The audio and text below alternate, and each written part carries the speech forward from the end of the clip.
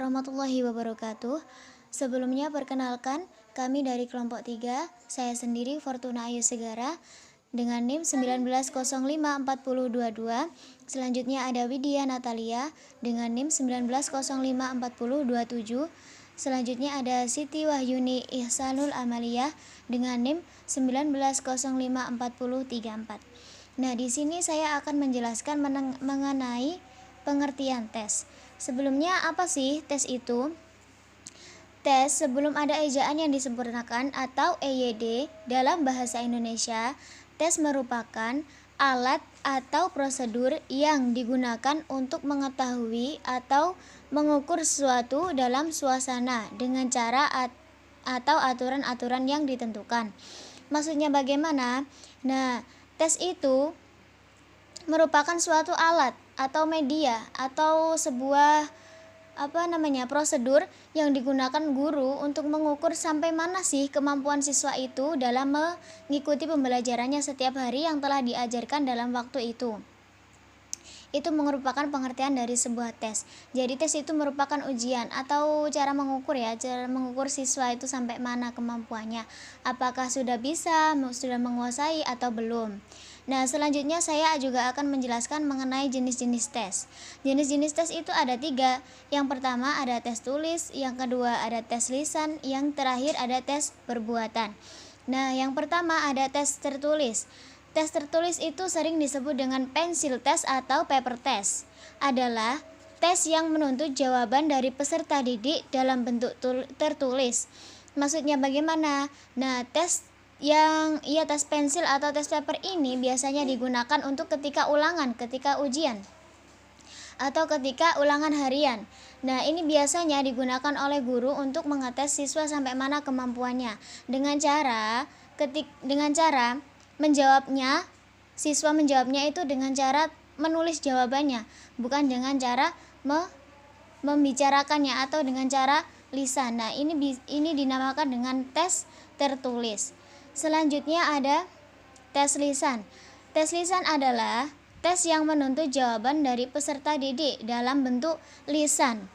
Peserta didik akan mengucapkan jawaban dengan kata-katanya sendiri sesuai dengan pertanyaan atau perintah yang diberikan.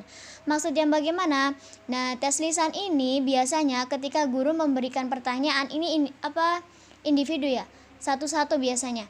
Biasanya itu siswa maju dan diberikan pertanyaan oleh guru, lalu langsung dijawab, itu tidak tertulis tapi menggunakan lisan, jadi langsung face to face atau tatap muka.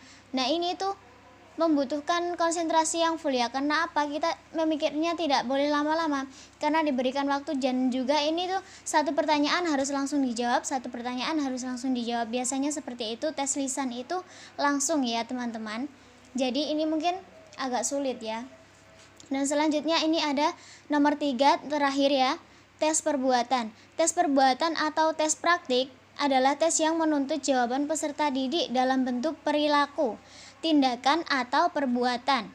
Lebih jauh, Signis 1994 mengemukakan tes tindakan adalah suatu bentuk tes yang peserta didiknya diminta untuk melakukan kegiatan khusus di bawah pengawasan penguji yang akan mengobservasi penampilannya dan membuat keputusan tentang kualitas hasil belajarnya. Nah, tes perbuatan ini bagaimana? Contohnya ya, ketika kita membuat praktikum. Praktikum apa? Praktikum untuk mengetes siswa itu bisa menggunakan komputer di sekolah atau laptop ya. Komputer di sekolah atau laptop. Nah, guru itu mengawasinya bagaimana cara dia menggunakannya. Itu dinamakan tes perbuatan. Salah satunya contohnya itu ya teman-teman, dari caranya dipandu dari awal, dari A sampai akhir. Nah, itu bagaimana cara dia menggunakan, dia bisa atau tidaknya itu tergantung ya pengajarnya atau siswanya sendiri memang ya. Jadi tes perbuatan itu sama dengan tes praktikum gitu ya. Itu saja dari saya, bisa dilanjut oleh Mbak Widya ya nanti. Terima kasih. Macam-macam tes objektif. A. Tes benar salah. Tes benar salah adalah bentuk tes yang terdiri dari sebuah pertanyaan yang mempunyai 2 kemungkinan, yaitu benar dan salah.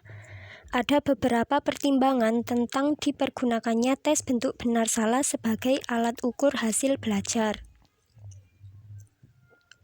B. Tes pilihan ganda.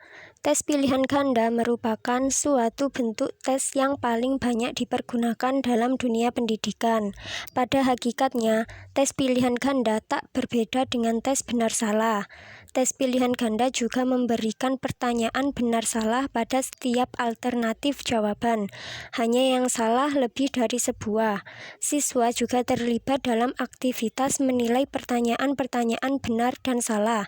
Akan tetapi, karena pertanyaan yang salah lebih banyak, kemungkinan untuk berspekulasi mendapatkan jawaban yang benar lebih kecil daripada tes benar-salah. C. Tes isian. Tes isian merupakan suatu bentuk tes objektif yang terdiri dari pertanyaan-pertanyaan yang sengaja dihilangkan sebagian unsurnya atau yang sengaja dibuat secara tidak lengkap.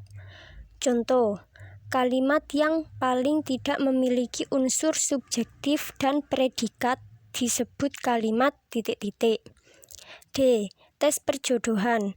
Tes bentuk perjodohan, siswa dituntut menjodohkan, mencocokkan, menyesuaikan, atau menggabungkan antara dua pertanyaan yang disediakan. Contoh, 1. Ciri makhluk hidup. 2. Hewan yang dapat berubah warna. 3. Alat pernafasan ikan. Pilihan untuk mencocokkannya: A. Ingsan, B. Bunglon, C. Bernafas.